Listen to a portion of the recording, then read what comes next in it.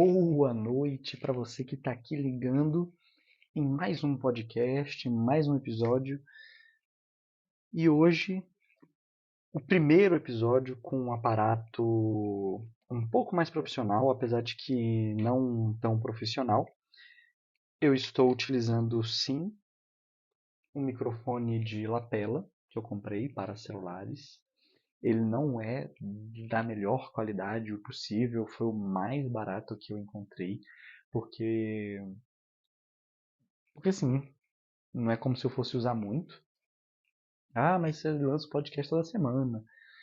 É, mas assim, o nível de profissionalismo do podcast ele é bem baixo. Ele é mais um hobby que eu tenho. E tem pessoas que gostam de ficar escutando aquilo que eu tô falando. E vem comentar comigo, a gente conversa e é isso. É uma forma de me divertir. Eu sei que tem muitos alunos meus que escutam o podcast. Então, às vezes fica uma coisa para dar um lado mais humano pro professor, de estar ensinando, querendo ou não, outras coisas que na escola a gente não ensina, ou ensinar as mesmas coisas, só que de uma maneira aqui mais horizontal, né? Onde eu não estou sendo o professor de ninguém, eu só sou o cara de 25 anos que está falando um monte de porcaria para você aqui passar o tempo, para você dormir. Espero que você durma, e se não for para dormir, que você tenha pelo menos alguma informação. Bem, então, primeiramente, esse episódio, como tem a microfonezinho, vou beber um negócio aqui. Calma aí. A garganta precisa estar hidratada. Ai, água gostosa. Pois é. Eu quero que você. Vou deixar uma caixinha de comentários para você falar se o áudio está melhor dessa maneira ou se nos outros episódios que não tinha o microfone estava melhor. Porque realmente foi um microfone de lapela muito vagabundinho que eu comprei. E não sei, eu acho que ele abafa muito o som. Então vocês me digam aí se não fez diferença, se fez diferença, se grava sem o microfone ou não. Bem, de qualquer maneira, hoje eu escolhi falar de um tema sério. Não estou brincando, é um tema sério agora. Nos outros eu até podia falar de temas sérios, mas muito nessa pegada da brincadeira, de fazer piada e tal, com alguma coisa. Mas hoje eu não vou fazer piada. Hoje eu só vou aqui. Acho até que passou da hora de falar desse assunto que é a Palestina. A guerra na Palestina. Não o conflito de agora. Ai, meu Deus. O Hamas e isso. E aí começou. Mas não é assim. É um pouco muito mais complexo do que isso. E eu vou falar sobre isso, tá entendendo? Eu acho que é uma coisa muito importante mesmo, que está acontecendo, porque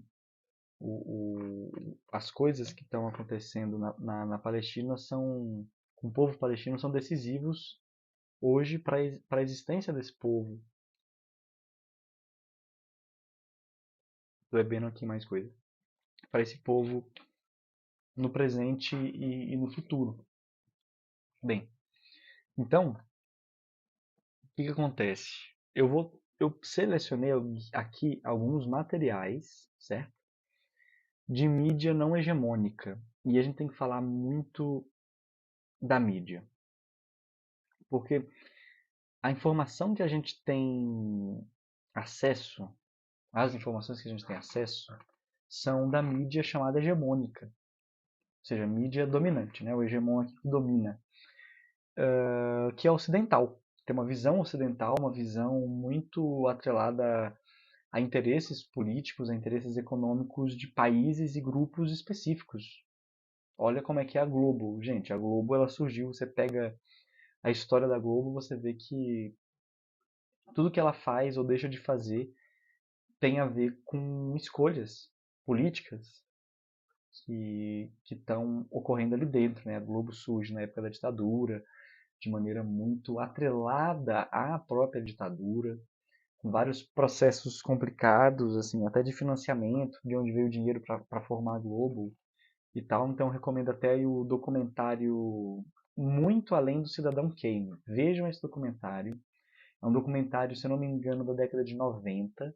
E ele até hoje ele é proibido por liminar, se eu não me engano, posso estar enganado aí, alguém depois vai trazer essa informação, mas ele é proibido de ser executado por liminar, né? É um documentário censurado. O que ele faz? Meu Deus, ele comete crimes? Não, ele simplesmente é um documentário que fala como que a Globo, como que a mídia também no geral, ela cria a forma de pensamento brasileiro, criou a forma de pensamento brasileira. Claro que isso mudou, já mudou bastante hoje em dia, assim, forma muda bastante, a essência não, porque hoje em dia os jovens não consomem mais muita televisão. Então não é mais a televisão que faz esse processo, a internet e tal. Ainda assim a televisão tem a sua importância, né? Ainda é uma mídia, um tipo de mídia. Assistam então esse documentário. Tem no YouTube, de graça, se não tiver, é fácil de achar. Muito além do cidadão Kane. A gente tem que falar da mídia. A mídia ela é dominada por certos grupos, por certos interesses. Interesses de grupos e de países, né? De classes específicas.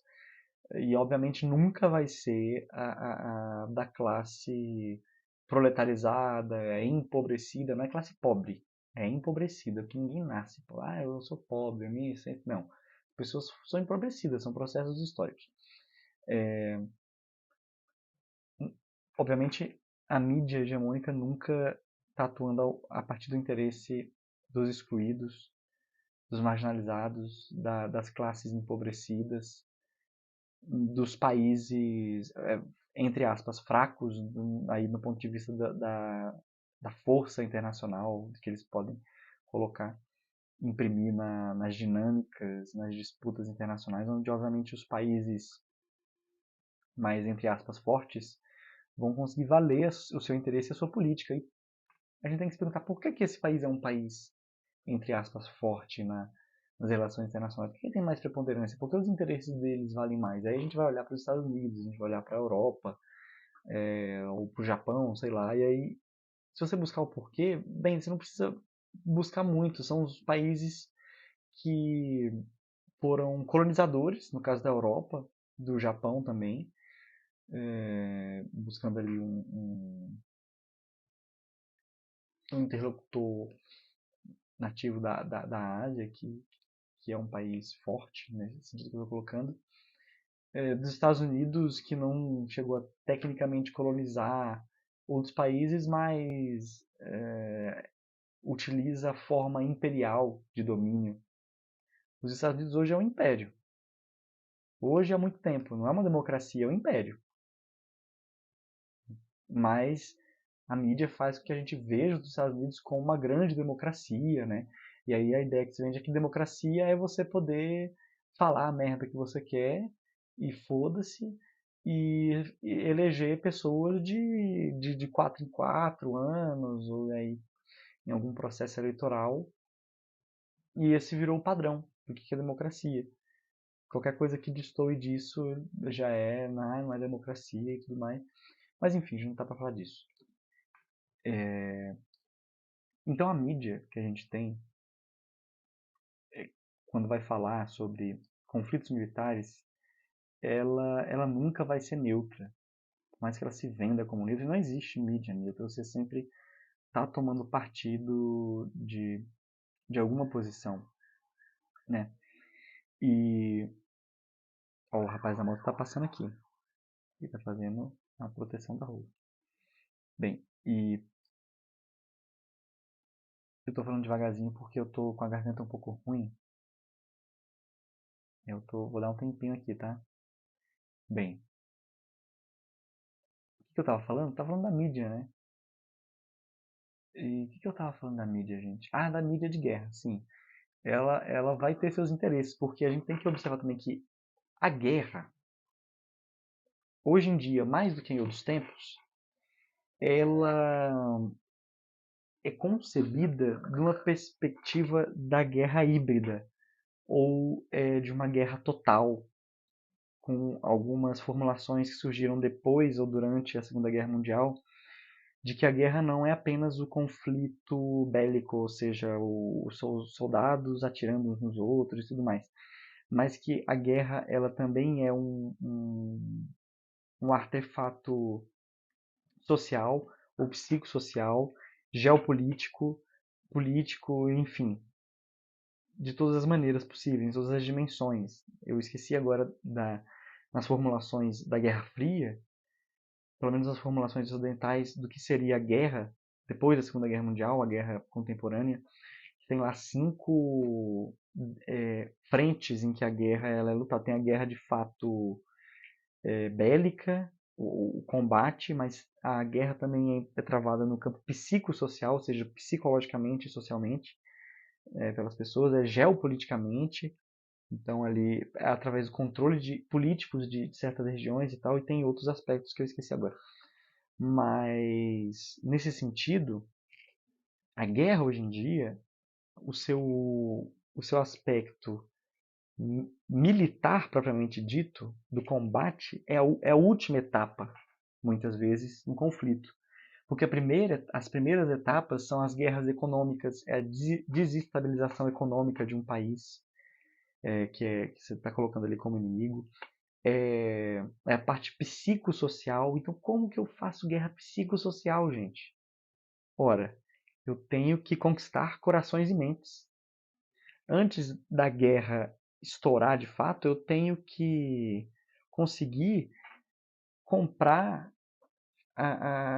o psicológico e certos grupos sociais para me apoiarem ou para que esses grupos vejam o meu inimigo como o que eu quero que ele seja, que é meu inimigo.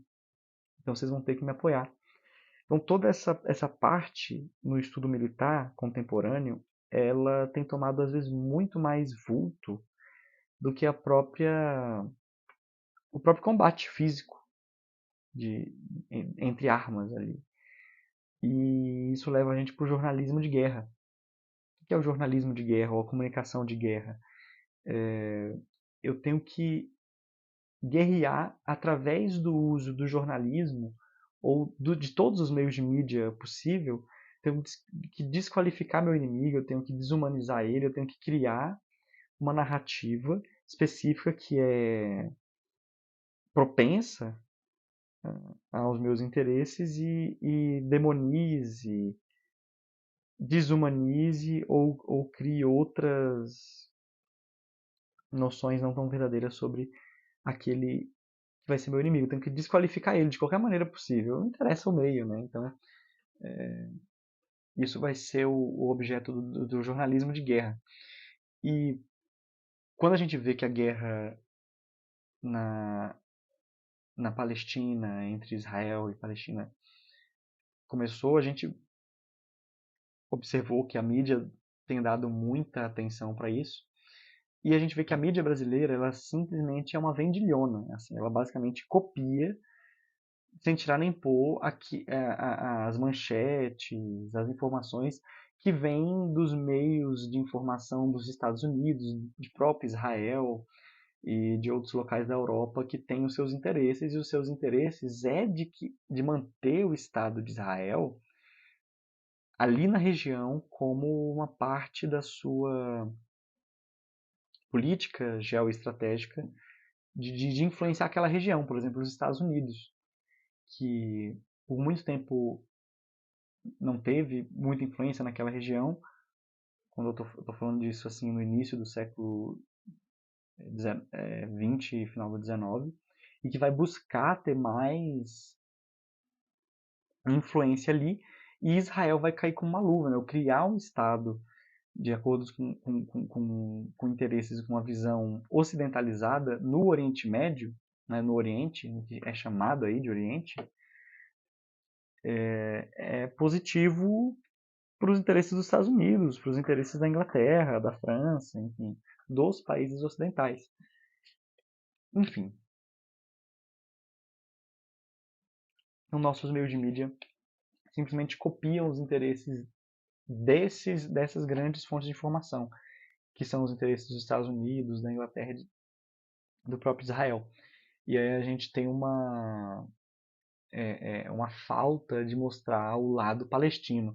Mesmo quando vai se mostrar o lado, vamos ver o outro lado aí na Globo, na CNN, BBC, sei lá, ou qualquer coisa aqui no Brasil ou em muitos outros lugares do mundo, você não mostra de fato o outro lado, você simplesmente fala que vai falar alguma coisa sobre o outro lado, mas essa fala ela é bem enviesada e fica por isso mesmo, né? Então hoje, já, já se passaram 15 minutos, eu estou falando aqui, eu selecionei alguns materiais, certo?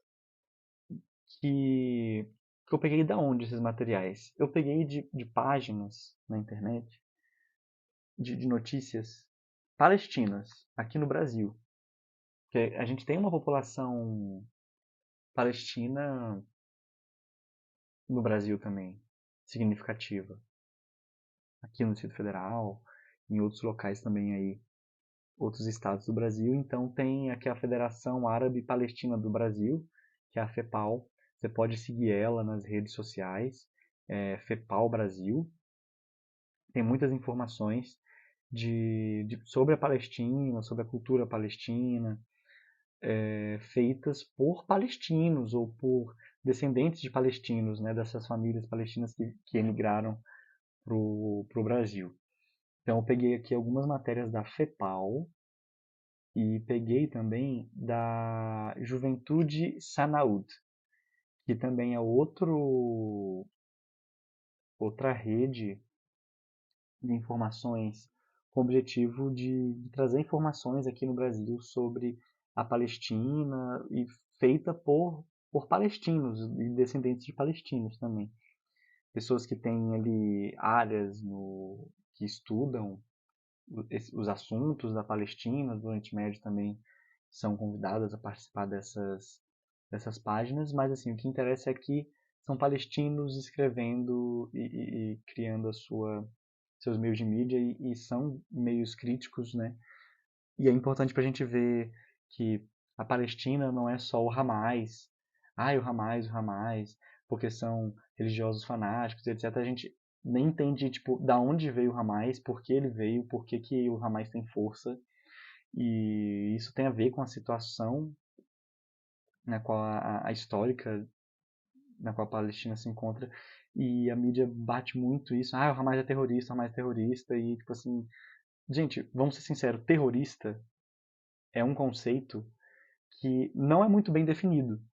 Né? Quando você vai estudar o que é um conceito de terrorismo, você não encontra um conceito muito definido, tipo assim, isso é um terrorista, mas você tem práticas terroristas e tal, mas assim, no fundo, o terrorista virou um palavrão e é um palavrão que você atribui para o seu inimigo. Não interessa qual é ele. Você pode ver que qualquer inimigo dos Estados Unidos, por exemplo, é chamado de terrorista. Porque é um papinho que cola. Porque as pessoas não querem discutir o que é terrorismo, por que as pessoas eventualmente utilizam meios mais agressivos, de onde vieram, por que vieram, quem financiou e tudo mais. E aí você pode ver, todo inimigo dos Estados Unidos é um terrorista. Todos são. Depois, nesses últimos tempos aí, quando os Estados Unidos quer promover guerra, e olha só aí a guerra midiática, o jornalismo de guerra, quer promover guerra contra alguém, nem que seja um antigo aliado seu, ele vai falar, um terrorista. Você pode pesquisar aí vários países ou organizações que eram aliadas dos Estados Unidos, quando foi do interesse dos Estados Unidos não apoiar mais essas organizações e guerrear contra elas, aí elas viraram terroristas. Mas antes não era. Então, assim, o conceito de terrorista é muito complexo, eu não vou discutir isso agora, mas vou dar um exemplo. Na década de 80, lá no Afeganistão, você tinha você teve a guerra do Afeganistão, que envolveu o governo do Afeganistão, a União Soviética, que foi ajudar o governo do Afeganistão pediu a ajuda da União Soviética, tá? Para ir lá, porque você tinha um grupo muito forte de, de, de guerrilheiros que eram muito ligados a uma certa interpretação do islamismo, bastante distorcida, e que queriam tomar o poder, né? E aí lutavam então contra a União Soviética. Como era a Guerra Fria, e aí a União Soviética obviamente é ruim e é má, e qualquer um que seja próximo dela também é. Os Estados Unidos falou: meu Deus, temos que lutar contra a União Soviética, o que vamos fazer? Ai, vamos encher o rabo desses guerrilheiros aqui que estão lutando, né, contra o maldito Estado laico afegão e seus socialismos e esses comunistinhos safados. Vamos encher o rabo dessa galera de dinheiro, de treinamento para descer o cacete comunista. Pois é, esse grupo, esses guerrilheiros eram a Al-Qaeda e o Talibã. E os Estados Unidos, através de uma peça de propaganda, de um jornalismo de guerra, que é um filme chamado Rambo 3, no filme Rambo 3 é um filme de propaganda. Gente, filme é propaganda também, tá? Todo filme, não existe filme apolítico, é tudo política, tudo ali tem uma narrativa, tem um interesse. E nesse filme do Rambo, o pessoal do Talibã e da Al-Qaeda é chamado ali de guerreiros da liberdade, guerreiros da paz, porque eles estão lutando contra os malditos e malignos comunistas. Poxa vida, temos que lutar contra eles. Nem que a gente tenha que encher o cu dessa galera aqui. Vocês são o que mesmo? Ah, é fundamentalistas religiosos islâmicos, querem destruir o Estado laico? Mas lutam são anticomunistas? Não, a gente também é. Não, opa, vamos, dar muito dinheiro. Né? Enfim, Talibã. E hoje, os Estados Unidos luta contra quem? Lutou contra quem? Quem eles hoje chamam de terroristas, há poucos anos atrás eram guerreiros da liberdade. Né? Os Estados Unidos tenho certeza que eles ficaram muito surpresos quando eles descobriram que os guerreiros da liberdade eles eram terroristas. Não se podia prever.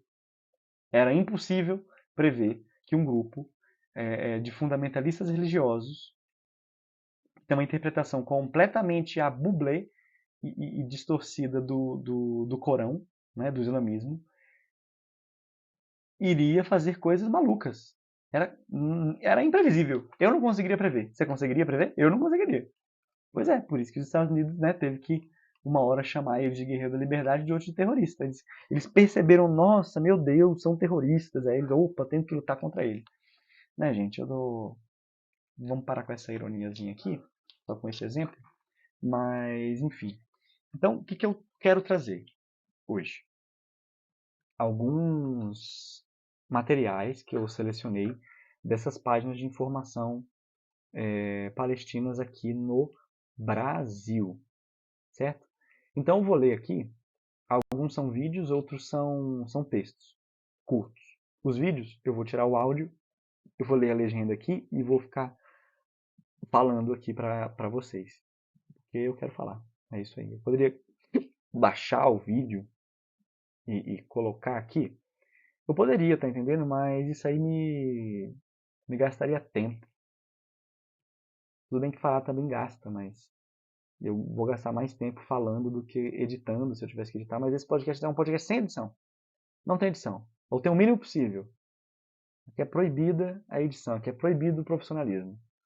Mas tá, agora, falando sério, vamos falar então aqui de um post que fala sobre os palestinos são um povo originário? Né? De quem é aquela terra? Quem ocupava a terra onde hoje é Israel e onde fica ali a Palestina, Israel? Bem, muitos povos ocuparam esse espaço geográfico, passaram por ali, muitos impérios. Como todo mundo sabe, é uma região que tem uma ocupação humana muito antiga. Mas vamos falar sobre os povos palestinos. Eles são ou não um povo originário? Então, beleza, vou passar aqui o texto. Lendo agora. Ao contrário do que diz a propaganda sionista, os palestinos são um verdadeiro povo originário da terra entre o Rio Jordão e o Mar Mediterrâneo. Mas o que define um povo originário? Gente, importante falar. O que é o sionismo? Eu vou falar mais pra frente, com o conteúdo aqui do pessoal, o que é o sionismo. Mas eu quero deixar bem claro uma coisa. Isso tem que ficar muito, muito bem claro. Prestem atenção. Para quem não sabe, né? O sionismo é uma coisa, certo? Ser anti-sionista, portanto, também é uma coisa. E é diferente de antissemitismo. O antissemitismo é aquele que é antissemita, são contra os semitas. Assim.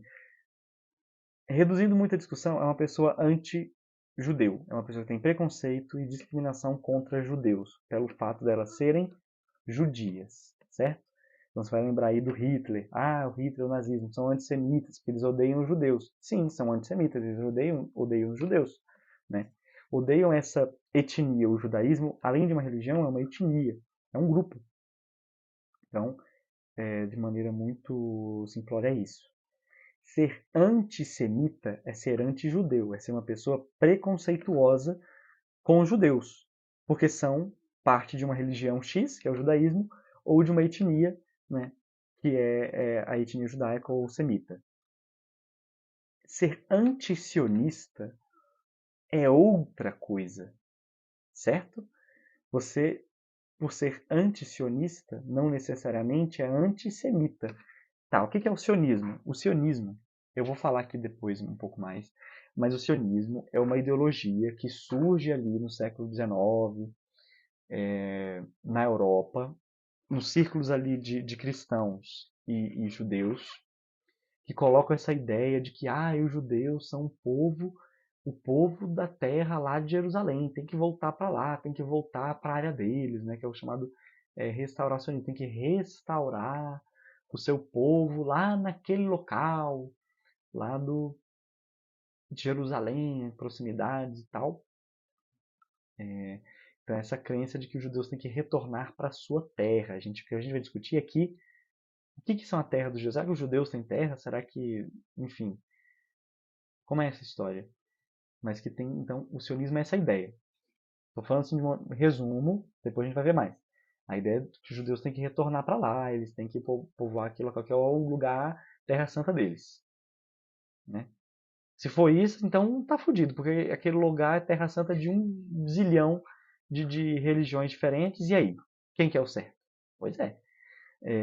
Então isso é o sionista. Então ser anti-sionista, né? Se o sionismo é essa ideia de retornar à terra, que é aquela terra dos judeus, né? E tem que se criar um Estado judeu para os judeus ali naquela região, ser anti-sionista é você ser contrário à ideia de que o povo judeu tem que ter um Estado próprio naquele determinado local, ou em outro local. Né? Que esse negócio de qual era a terra dos judeus foi discutido, várias localidades, até que no Brasil foi discutido, viu? Mas acabou sendo lá. Então não confunda ser antissemita, que é ser uma pessoa preconceituosa, uma pessoa que odeia os judeus pelo simples fato de serem judeus, de antisionista. O antisionista é a pessoa que defende que não deve haver, que ela é contrária à ideia de que os judeus devam ter um Estado para si, um Estado, uma nação, um Estado-nação para si, guiado pelas leis judaicas, etc. Inclusive, você tem judeus, professantes da fé judia, que são antisionistas. Ou seja, são judeus que falam, a gente não precisa de um Estado. Não precisa disso. O que nos faz judeus é a nossa religião, o nosso grupo, a gente vive em qualquer lugar. Né? Inclusive, essa é a interpretação, era a interpretação padrão do judaísmo, que foi por muito tempo. Então você pode ser um antisionista sem ser uma pessoa super preconceituosa. Você não, sem ser uma pessoa preconceituosa. Você pode ser os dois. Você pode ser sionista, antisionista, perdão. Não defender a existência de um Estado judeu e tudo mais. E ser antissemita, que é odiar judeus. Você pode ser os dois, pode. Mas só porque você é antisionista, não significa que você é antissemita. Inclusive, a maioria das pessoas, creio, que são antisionistas, elas não são antissemitas. Sendo que, inclusive, eu tenho judeus que são antisionistas. Vários, muitos. Mesmo dentro de Israel e na própria Palestina. Então, isso tem que ficar claro. Muito claro. Beleza. Vamos voltar para o post. Ao contrário do que diz a propaganda sionista, os palestinos são o verdadeiro povo originário da terra, entre o Rio Jordão e o Mar Mediterrâneo, que é a região ali também chamada de região do Levante. Mas o que define um povo originário? Vamos ver então. O Fórum Permanente da ONU para os Povos Originários adota os seguintes critérios para considerar uma população originária à Terra: a autoidentificação individual e coletiva como povo originário. Ou seja, que as pessoas individualmente e de maneira coletiva, os grupos, têm que se autoidentificar como um povo originário daquela região. Né? Ou seja, você tem a sua história que foi construída ali individualmente e também grupalmente. Por que individualmente? Bem, o indivíduo não existe sem o grupo, né, gente? Então, a sua identificação individual está atrelada ao grupo do qual você faz parte, não o contrário. Então, muito bem. O nacionalismo palestino remete ao final do século XIX, ainda no Império Otomano. Da mesma forma, indivíduos se identificam à coletividade palestina. Né? Assim, você ficar falando, eu sou palestino, mas não era um grande problema até o século XIX, onde criar países passou a ser um problema e que um país devia ter uma nação. As pessoas começaram a se organizar a partir dessa ideia. Antes não funcionava necessariamente assim, mas as pessoas elas já viviam lá, elas tinham as características culturais, linguísticas, das formas econômicas, etc., do que a gente vai chamar de povo palestino, porque eles vão começar a se ver como povo palestino, que é o que está dizendo aqui. Beleza. Forte conexão com o território e recursos naturais da região. Isso é uma coisa que os palestinos têm naquela região. Uma forte conexão com o território, com a história colocada ali, desde tempos longínquos, memoriais, e também com os recursos naturais, ou seja, com a economia, com as formas de viver, as formas de fazer do ser humano atrelada à natureza que está colocada ali. Então a gente tem as plantações de melancia, a gente tem as plantações de oliveira, que é um símbolo da Palestina, e é um exemplo disso. A continuidade histórica anterior à colonização. Porque, para quem não sabe, a região ali da Palestina, que a gente chama de Palestina, o que eu estou falando de Palestina, gente, eu não vou falar Estado de Israel, tá? Eu vou falar Palestina, aquela região é Palestina. Tem um Estado de Israel lá, ele existe, ele está lá, mas aquela região é Palestina. Ponto. Não vou falar de outra maneira. O que a gente chama hoje de Palestina ou de Estado de Israel foi colonizado pelos ingleses lá no século XIX. Foi uma colonização, um processo de colonização, todo mundo sabe como é, uma coisa dura, tem a imposição da cultura europeia ali dentro, visava acabar com a cultura islâmica que existia ali, com outras formas de cultura também, cristãs, mas não cristãs europeias. Então é um processo violento. Então, desde o primeiro momento que o europeu pisa os seus pés em um local que ele vai colonizar, as pessoas que já viviam lá, elas obviamente vão levantar seus punhos, vão pegar em armas para lutar contra o colonizador.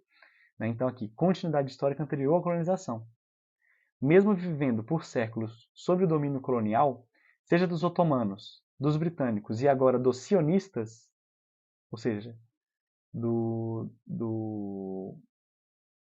Estado de Israel e daquelas pessoas que são judeus sionistas, que defendem que deve existir um Estado para os judeus, porque a terra prometida deles é lá, né? E eu disse que nem todo judeu é um sionista, ou seja, nem todo judeu defende a ideia de um Estado judeu. Isso é importante. Né? Então, mesmo vivendo por séculos sob o domínio colonial, seja dos otomanos, dos britânicos e agora dos sionistas, os palestinos, graças ao vínculo inquebrável com a terra e com a própria identidade, seguem resistindo às diversas formas de colonização. Idioma, cultura e sistema social próprio. Os palestinos possuem sua própria variação da língua árabe, que é usada na comunicação cotidiana, assim como na literatura, música e outras formas de expressão artística, ou seja, uma parte crucial da cultura e da identidade palestina. Manutenção e reprodução do modo de vida ancestral.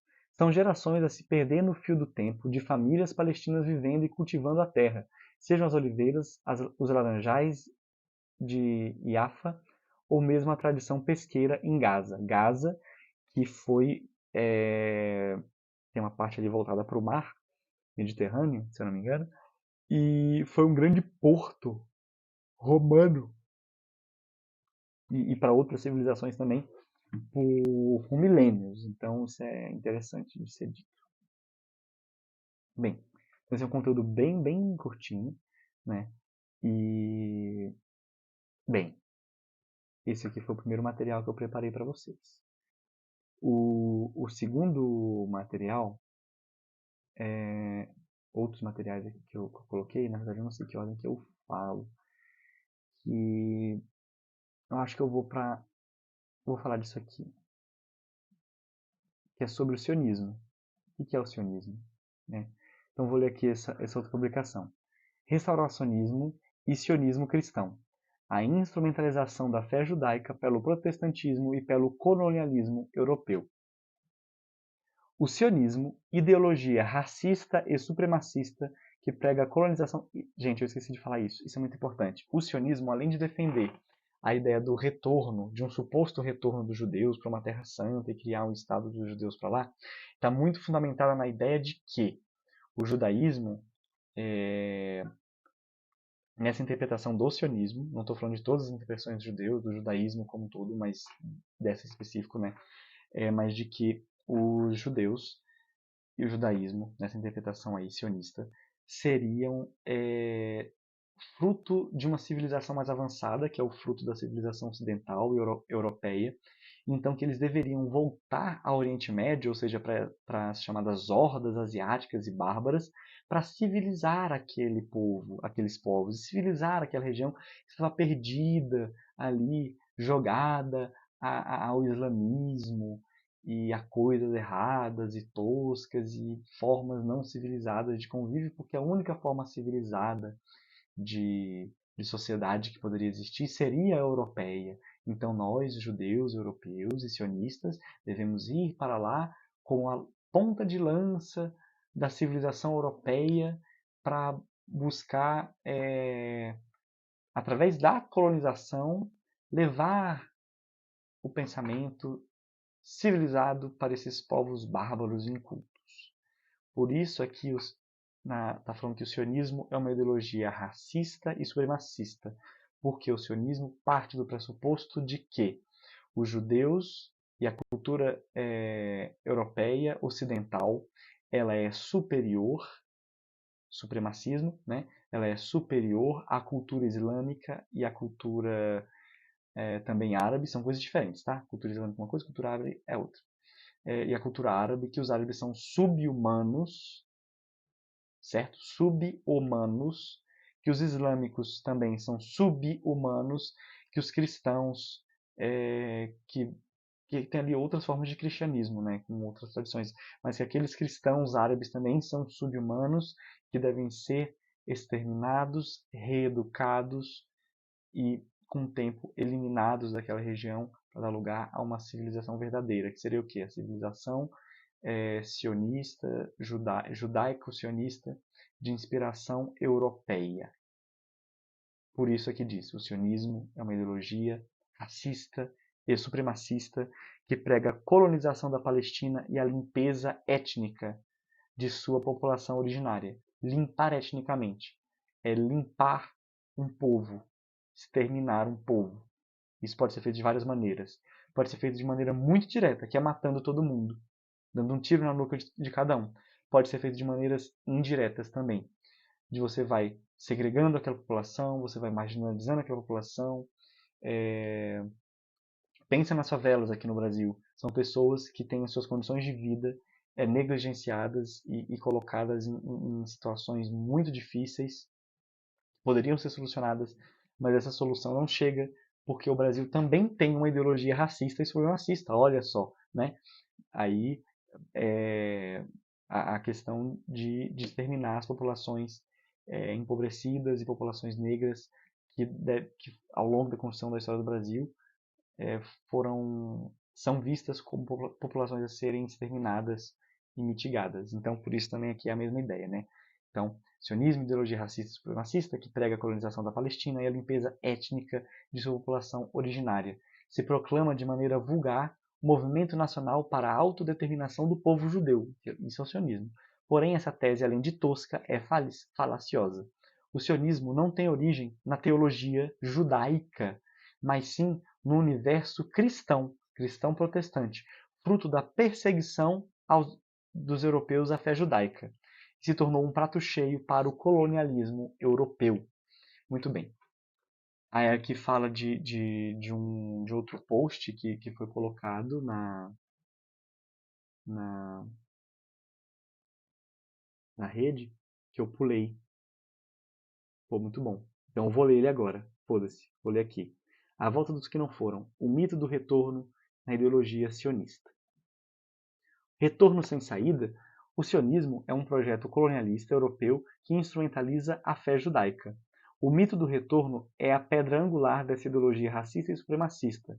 Porém, se não há diáspora, né, se não há o que é a diáspora? É a saída de um povo da sua região, né? Ele se dispersa, né? Tem que perder diáspora. Então, a gente fala de diáspora africana porque muitos povos africanos foram escravizados durante o processo colonial, então foram tirados, né, do seu território e jogados e dispersados por aí.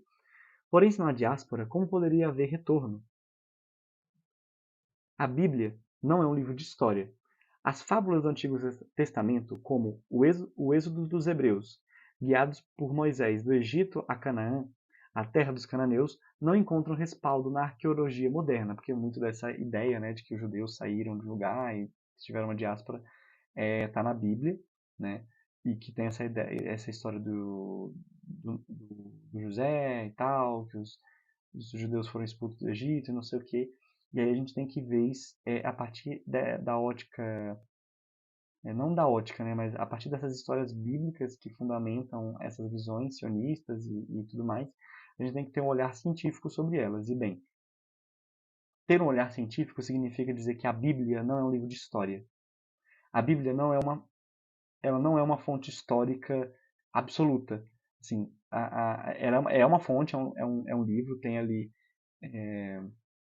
relatos de coisas, só que só porque tem um relato de uma coisa, historicamente, cientificamente, eu não posso falar que aquela coisa aconteceu.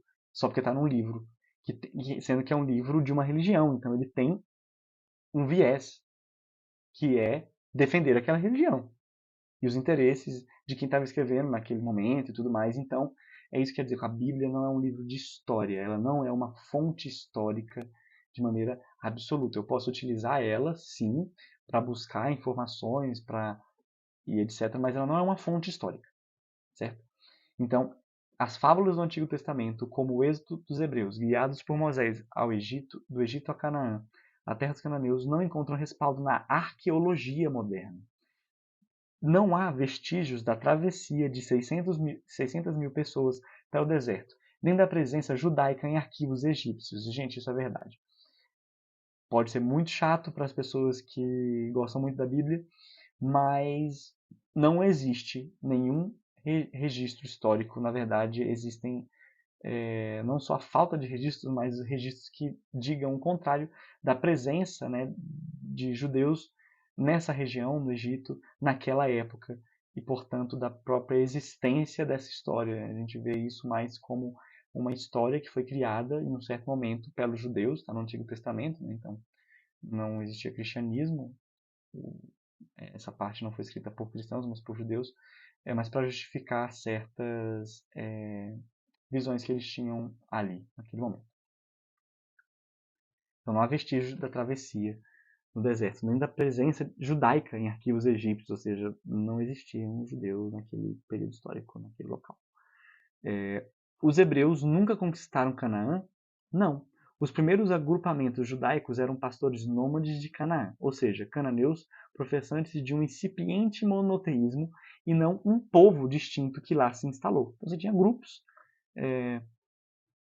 os primeiros grupos monoteístas que acreditavam em um único Deus, que viria a dar a ideia aí do que viria a ser o judaísmo e etc., mas que não era ainda o povo judeu, eram pessoas que tinham essa crença aí em um Deus único. E a diáspora do primeiro século da era cristã? Mito. Os fatos históricos refutam a ideia de que houve uma diáspora judaica entre 66 e 70 depois de Cristo.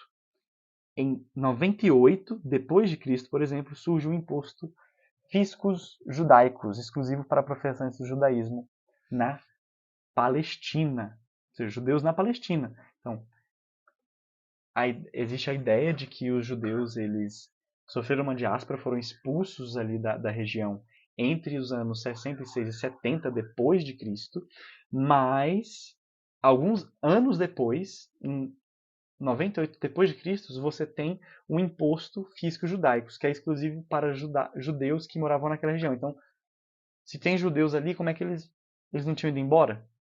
Décadas antes? Por que eu tenho, então, um imposto só para aquela população? Bem, é de se esperar que eu não crie o imposto para uma população específica se eu tenho poucas pessoas ali ou se elas foram embora. Tem que ter bastante pessoas, né? Então, já aí, em 132, entre 132 e 35 depois de Cristo, é narrada a revolta de Bar Kokhba. Eu me desculpa a pronúncia, eu não sei ler. Me desculpa aí para quem é professante aí professante não, fala essa língua. Essas línguas todas aqui que eu vou ler, hebreu, árabe, eu não sei ler, né? Latim também. Então, em 132 e 35 depois de Cristo é narrada a revolta de Bar Kokhba, travada contra Roma por seguidores do judaísmo na Palestina de então. Em resumo, os palestinos de fé judaica lá estavam e de lá nunca saíram. Se não há diáspora, de onde vêm os judeus da Europa? De acordo com pesquisa de Marta Costa e Joana Pereira, do Instituto de Patologia e Imunologia Molecular da Universidade de Porto, Portugal, 80% dos judeus na Europa são originários deste mesmo continente, ou seja, eles não vieram, em seu grosso, na sua maioria, de outros locais. Eles são autóctones ali da Europa. Portanto, os criadores dessa ideologia racista chamada sionismo não são semitas, mas sim europeus, assim como os demais colonialistas da história. A origem dos europeus de fé judaica se deu em um processo de conversão ao judaísmo no reino Khazar, situado na região entre os mares Negro e Cáspio, Cáucaso atual, em partes da hoje Ucrânia, ali por volta do ano de 740 depois de Cristo, sobre o reinado de Bulan, que é um reinado que vai de 740 até 786 depois de Cristo. Ou seja, nunca haviam pisado na Palestina e de lá não eram originários. Veja bem, que os europeus, os judeus europeus, eles não foram expulsos e não sei o quê. Você teve um reino ali na região do Cáucaso, onde hoje é a região da Rússia, alguns cristãos ali, Azerbaijão, cristão, e Ucrânia, e que você teve um reino lá que teve uma conversão ao judaísmo e foi dali que muitos judeus vieram. Inclusive eu tenho um pezinho ali dos meus antepassados lá. O mito de que os euro-judeus são semitas, ou seja, aqueles que vieram lá das populações judaicas na região do Oriente Médio, do Levante, foi inventado na Europa para estrangeirizar os europeus de fé judaica. No século XIX, os ideólogos do sionismo, como Theodor Herzl, eu não sei falar isso aqui, Theodor Herzl, entenderam que os seus maiores aliados nessa empreitada colonialista eram os antissemitas e se valeram da mitologia do Antigo Testamento para se passarem por semitas e inventarem uma ideia vulgar de direito ao retorno. Um retorno para uma terra que eles nunca foram lá. Né? E o mais integrante é que toda essa ideia de restaurar, entre aspas, os judeus na Palestina não nasce em círculos judaicos, e sim no universo cristão protestante europeu do século XIX. Mas isso é papo para o nosso próximo conteúdo. Então, estou lendo aqui o conteúdo deles. Beleza. Então, eu li essa parte aqui, vou voltar para o que eu estava lendo primeiro, né, que fala, em nosso post anterior, desmistificando a grosseira ideia do direito ao retorno propagada pelo sionismo. A diáspora judaica no século I depois de Cristo não passa de um mito cristão, que se utiliza dessa narrativa para reverberar a noção dos judeus como pecadores que foram expulsos como punição por negarem Jesus Cristo como Messias. Porque a verdade que a gente tem é que mesmo depois da cristianização daquela região, a gente vai continuar com os judeus ali. Eles não foram expulsa. Pode ter rolado uma expulsão ou outra, mas não foi algo que gerou uma diáspora, uma saída total dos judeus de lá, eles sempre estiveram por ali, né?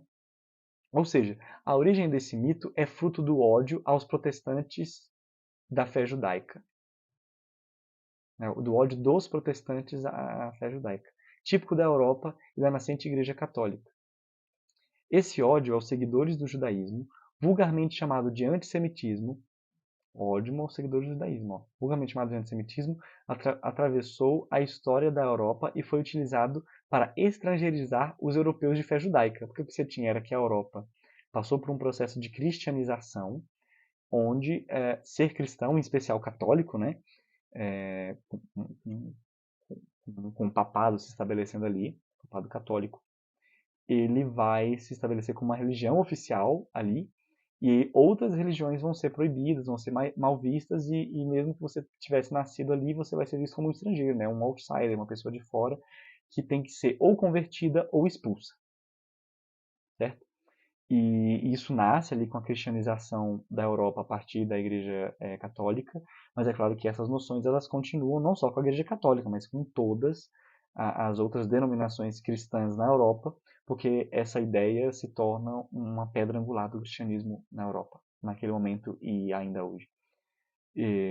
Então, esse ódio aos seguidores do judaísmo, vulgarmente chamado de antissemitismo, atravessou a história da Europa e foi utilizado para estrangeirizar os europeus de fé judaica. Então era a ideia de assim, eu tenho judeus ali, mas não é para ter judeu aqui na Europa. A Europa é um império cristão, de reinos cristãos, não pode ter judeu.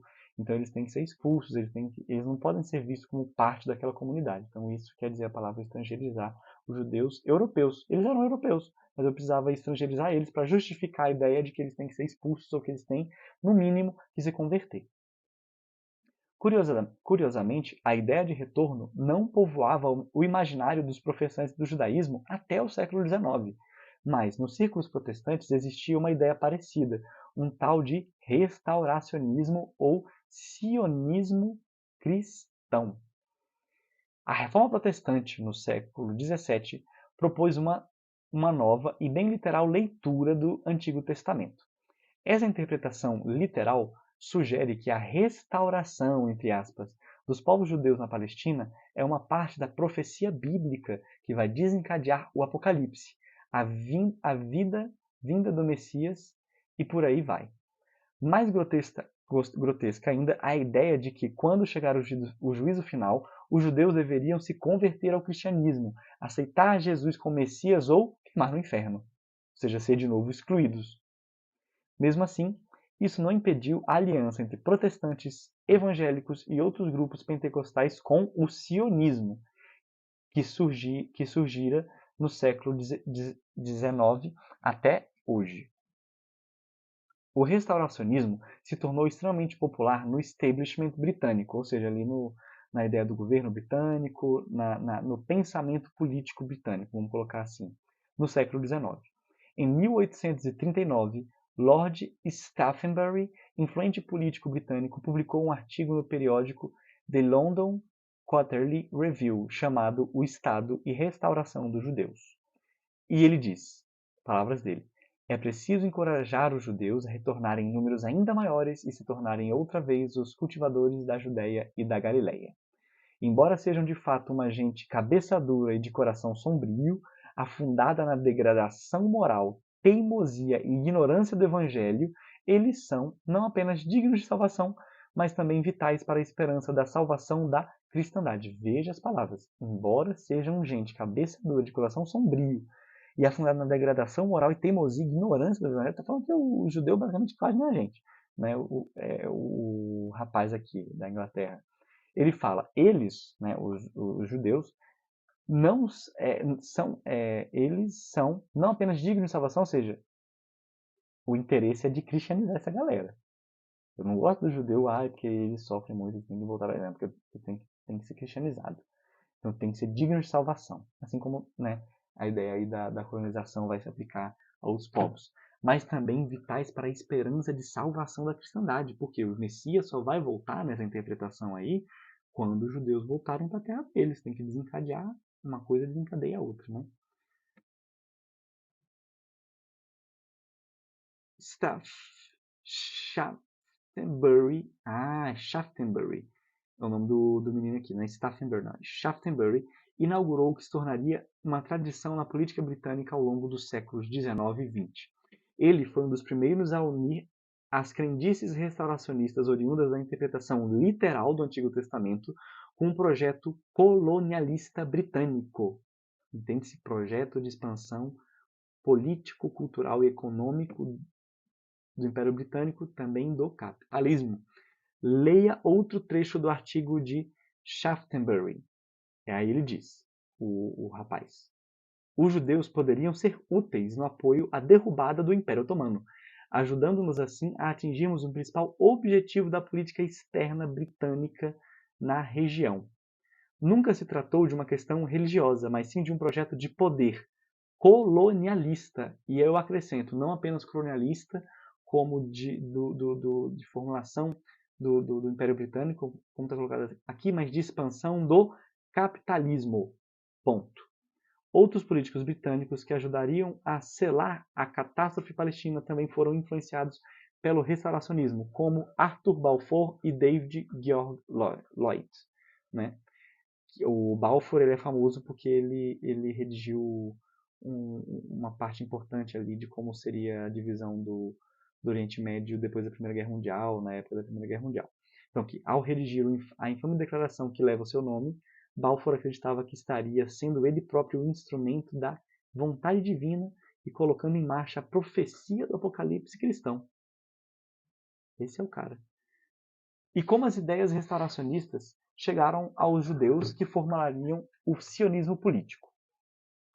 Abre aspas aqui para Anita Shapira, que é uma pesquisadora, que, pelo que eu estou entendendo, que escreveu um livro chamado Israel, a História. Na sua página 15 ela diz: até o século XIX, a Bíblia era considerada secundária em relação à lei oral judaica. Ou seja, o judaísmo era mais guiado pela sua lei oral e tudo mais do que pela Bíblia. Foram os protestantes que descobriram a Bíblia. Mesmo a ideia de os judeus regressarem à sua antiga pátria, como primeiro passo para a redenção mundial, parece ter tido origem em um grupo específico de protestantes ingleses evangélicos que floresceram na Inglaterra nos anos 1840. Eles passaram essa noção para os círculos judeus. Começa a ter uma interlocução entre os círculos judeus e protestantes evangélicos ali na Inglaterra, onde a Bíblia, que não era tão importante para o judaísmo, vai se tornar uma fonte também de inspiração religiosa e política para esse judaísmo. Opa, o meu negócio tocou aqui. Bem, galera, eu tive um problema aqui rapidinho com o meu celular, que fez um barulhinho, e eu já estou um pouco cansado, e aí a minha leitura ficou complicada, né? Enfim, então a gente estava lendo ali a Anita Shapira, ela falou dessa ideia aí de como o sionismo político surge nos meios cristãos e vai passando para o ciclo judeu. Continua ela. Pode parecer que a ideia de regressar à terra de Israel fazia parte das crenças espirituais do povo judeu desde tempos imemoriais, mas havia uma diferença essencial entre esse anseio e o sionismo. Em vez de esperar passivamente pela vida do Messias, o povo judeu tomaria o seu destino nas suas próprias mãos e transformaria sua situação através de sua própria ação. Essa era a ideia que surgiu então nos círculos cristãos, e dessa ideia de vão lá, judeus, vão lá, porque aí vocês indo para a terra de vocês, o Messias vai vir e aí vai vir um apocalipse e vai dar tudo certo. O que explica porque muitas igrejas hoje no Brasil parecem ter um interesse muito profundo em Israel, até brandam as bandeiras de Israel, né, tudo mais. Pois é, mas isso aí é um interesse político, um interesse religioso. Porque no fundo, a galera não quer que não quer que o judeu seja feliz. O judeu é um instrumento. É ver como um instrumento divino. E que o judeu tem que se converter depois. Se não converter, vai para o inferno. Beleza, vamos continuar o nosso post. A ideia de que o sionismo seria uma autodeterminação do povo judeu é uma falácia. Os europeus de fé judaica do século XIX abominavam o sionismo e o consideravam uma extravagância distópica. Então está falando aqui dos europeus de fé judaica. Então os judeus que eram europeus, né? Em grande parte, no século XIX, abominavam essa ideia e consideravam uma extravagância, né? Uma coisa desnecessária. Na era do surgimento do nacionalismo na Europa, os euro-judeus sonhavam com a abolição das bases clericais de seus estados e ansiavam pela emancipação judaica, a conquista de direitos civis e a secularização da vida política e cívica dos novos estados-nação. Para eles, o sionismo retroalimentava a perseguição aos judeus, pois assume a ideia racista europeia de estrangeirização dos professantes do judaísmo na Europa, né? Então, que os judeus não podem conviver com os cristãos, vocês têm que ter sua própria terra. A gente, nós cristãos, temos a nossa própria terra, a terra dos cristãos. Tem aqui a França, a católica, a Inglaterra, a anglicana, né? E vocês têm que ter o de vocês, têm que ir embora. E os judeus naquela época já falavam, não, isso é mais uma forma de racismo velado. Todo mundo tem que viver junto, entende? A gente só quer ter o direito cívico e político de direitos civis iguais. Theodor Herzl e os ideólogos do sionismo, contrariando a vontade da maioria dos europeus de fé judaica, bateram continência ao projeto colonialista europeu e, pegando emprestada a noção protestante de restauração dos judeus, formularam a ideia vulgar de que o sionismo seria a autodeterminação do povo judeu. Bem, terminei esse post. A gente está com 1 hora de episódio, tá? 1 hora mesmo. Certinho, quase, eu acho. Não dá para ver agora. Mas é muito tempo. Esse podcast não pensava que ia durar tanto tempo. Mas eu vou continuar numa parte 2, ok? Esse assunto. Vou publicar esse aqui e depois vou para uma parte 2. Para a gente debater um pouquinho mais sobre essa questão do sionismo e sobre arqueologia, com alguns posts, né? Deixando bem claro que eu trouxe recortes, são coisas que eu pesquisei, que eu achei que estão bem referenciadas, com pesquisa, com pessoal aí especializado na área. Existem muitas coisas para se falar. Eu queria trazer mais essa parte histórica, né, de como surgiram as coisas, porque se a gente for falar de hoje em dia, a gente gastaria muito mais tempo. Quando eu falo hoje em dia, eu estou falando pelo menos do século XX para cá, ok? De 1901 para cá. Então é isso. Uma boa noite. Desejo a minha vitória ao povo palestino, que exemplarmente resistiu e resistirá à dominação do seu território, resistiu aos otomanos, aos ingleses e agora ao imperialismo americano, britânico, francês e europeu em geral, e ao Estado de Israel que oprime esse povo há 78 anos. Então, isso não é uma guerra que começou agora, mas faz pelo menos 78 anos. Ai, você está defendendo o Hamas e não sei o quê. Não, eu sou crítico ao Hamas, porque o Hamas tem uma postura religiosa específica, mas o movimento palestino de libertação da Palestina, ele não se resume ao Hamas, isso é o que a mídia dá muita atenção. A gente tem que lembrar que a Palestina, ela foi exemplo por décadas da luta pela sua determinação, pelo seu direito a ter a sua autodeterminação, através de movimentos políticos e militares, porque a gente não pode ver como movimento militar também tudo isso, de libertação laica, que prestava atenção ali fosse criado uma Palestina laica, ainda mais naquela região, que é a confluência de diferentes religiões, o islamismo, o cristianismo e o judaísmo, e que você tem palestinos judeus, palestinos islâmicos, palestinos cristãos, né? Porque isso é uma coisa também, ser palestino, você faz parte de um povo, né? Uma etnia também.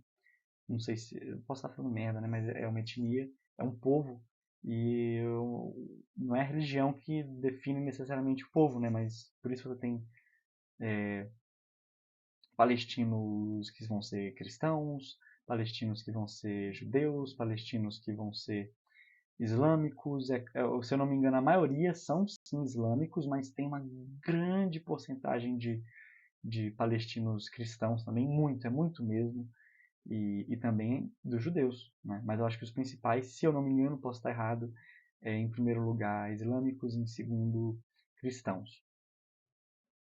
Mas que a luta do povo palestino, ela está hoje e sempre esteve balizada por esses princípios aí que eu falei, né? O Hamas é um ator político militar importante que surgiu mais recentemente na década de 80, e que inclusive Israel financiou, né, na década de 80 para enfraquecer o movimento de libertação palestino, laico, mais à esquerda, ou de esquerda mesmo, colocando em contraposição um grupo mais fundamentalista, mais voltado para essa perspectiva religiosa e, portanto, mais conservador e mais à direita, e também isso foi planejado, ok?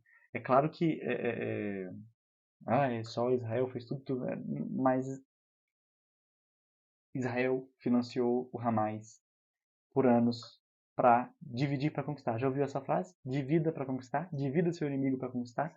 Bem, se meu inimigo tem um grupo militar e político de esquerda e laico e tem um outro grupo militar e político mais à direita e conservador e tudo mais, e pauta na religião, por que não colocar os dois para brigar? Os dois se estapeiam e se matam, se estou falando no sentido metafórico, né? E se enfraquecem politicamente, porque eles enfraquecidos é mais fácil de conquistar. E a gente tem hoje documentos que mostram que Israel, de fato, financiou Hamas para enfraquecer o Fatah, a OLP, enfim, as outras entidades aí palestinas que têm, ainda existem, um cunho progressista e libertador. Meu boa noite hoje não é para você que está escutando esse podcast. Meu boa noite são para todos os palestinos, para todas as palestinas que morreram, foram vítimas do colonialismo europeu e hoje são vítimas, sim, do colonialismo. As coisas têm nome correto, do colonialismo israelense. Meu forte abraço para todos os meus camaradas palestinos. Parte 2 vem aí.